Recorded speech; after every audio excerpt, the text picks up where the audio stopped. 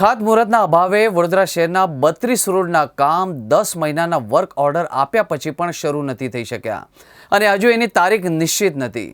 ચોમાસા પછી અને ચોમાસા પહેલાના ડ્રેનેજ પાણીના કામોથી બિસ્માર થયેલા રોડથી નાગરિકો એક તરફ પરેશાન છે, હેરાન થયા છે અને ગમે ત્યારે ચૂંટણીની આચારસંહિતા લાગી શકે તેવી પરિસ્થિતિમાં આ અગત્યના કામો થઈ નહીં રહ્યા અને એના કારણે નાગરિકોને ખૂબ જ હાલાકી થઈ રહી છે। ખાતમુહૂર્તના અભાવે કામો ન થાય, કામોમાં ખૂબ જ વિલંબ થાય, આ કેટલું યોગ્ય છે? એક બાજુ ક્લાઇમેટ ચેન્જના લીધે વાતાવરણમાં ગમે ત્યારે વરસાદના માવઠા આવે ત્યારે રોડ રસ્તાના કામ કરવાનો સમય વ્યર્થ કરવો યોગ્ય નથી। વડોદરા શહેરના લગભગ 32 રોડ અંદાજે 62 કરોડના રોડના વર્ક ઓર્ડર 10 ઓક્ટોબરથી આપેલા છે।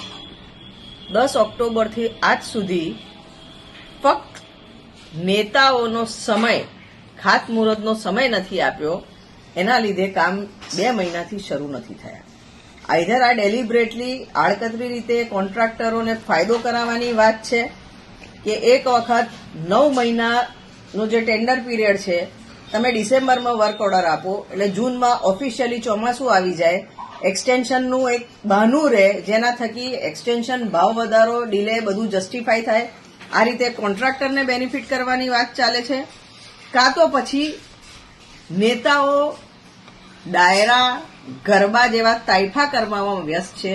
નાગરિકો 32 રોડ અગત્યના રોડ છે, જેમ કે ફતેગંજવાળો રોડ છે, જ્યાં લોકો હેરાન થાય છે, એક્સિડન્ટ થાય છે, ડિમાન્ડ કરે છે નાગરિકો, તેમ છતાં એ રોડ નથી થતા અને 2 મહિના સુધી ખાલી ખાતમુહૂર્તનું ટાઈમ ના હોય એ રીતનું જે આખું ઉપજાવી કાઢેલું છે એનો અમે સખ્ત વિરોધ કરીએ છીએ। અમારી ડિમાન્ડ છે કે તાત્કાલિક આ રોડના કામ શરૂ થાય અને 6 મહિનામાં ચોમાસા પહેલા તમામ રોડના કામ પૂર્ણ થાય એ એન્શ્યોર કરવામાં આવે।